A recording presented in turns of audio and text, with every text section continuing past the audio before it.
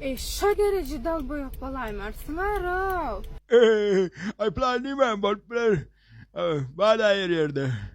Şu ne var ha? Lizzy, o dime de oğul şeker değilsene ne mi diyen? Oğul şeker can diyen. Ayda yiyorsun tefaydım bari. Ben onu tanımam ama şeyde koş gördüm. Ama şeytnega ama sultan şana bir şablona bir Ağam bana bir sana bir onu bir kaptırımdaki bildim bir nima koyayıptım karoçi video çekip koyayıptım vay öldülere komentaryamda vay Allah can. Neyse vizemler bağlı boy mesela global gruba yüzsüzden çözülerdi biliyordun mu? Конечно, olar şu an Türkiye'deki spisekte var olan institutlara mutlaka okuyor işte. Evet sonra varsa yazıplarsa video aşağıda belledim. Hele olayın ne? Şu dereceyi bana unutmayın. Grubu yönetmen oturayım.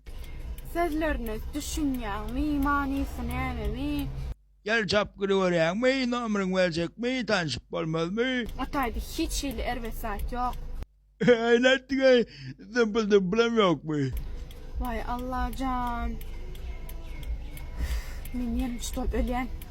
Duravarı davan.